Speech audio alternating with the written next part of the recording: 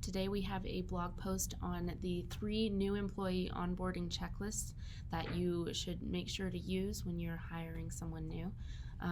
First in the article, though, we'll go over what is employee onboarding and why it matters to take time and effort to really improve that process for your employees who are hired.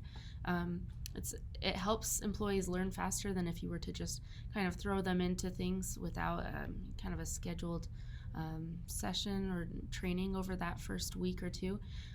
You'll receive useful feedback on how you can improve as a company in hiring in the future and onboarding in the future. And then it also helps integrate new hires into your company culture and makes them feel like they're a part of the company. So we'll also go over the difference between onboarding and orientation.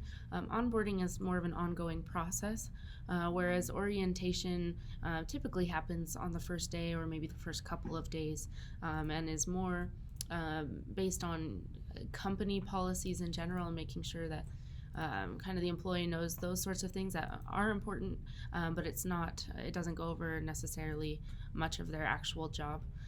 So we'll be focusing on onboarding in this blog post.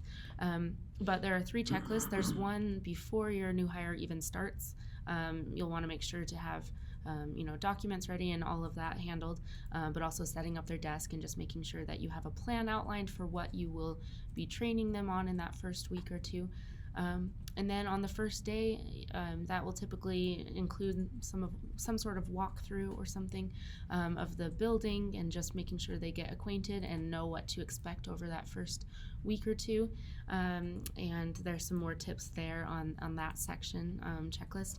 And then the third one is the first week onboarding checklist. And so that will be when you'll want to put some time into putting together a training schedule and meeting with other people on the team or department and making sure that they get started on learning some more crucial aspects of the job. But with all of this, it can be pretty overwhelming. As a new employee, I'm sure everyone has had that experience of feeling overwhelmed in a new job. So one thing that's been really nice since I have started working at Cloud App is being able to go back and watch videos that previous people have made for me specific to my job and how to do certain processes that are unique. Depending on what company you go to, it can be hard to kind of keep track. And so that's been my favorite part of onboarding since coming on to Cloud App and being able to do that for other people as well, so that you don't have to keep asking the same questions and taking that time of answering those questions as the employer. It can help to have those kind of saved away in a collection. So take advantage of that. That is one of the most useful things I've found with onboarding. So good luck with your new hires, and hopefully this onboarding checklist helps.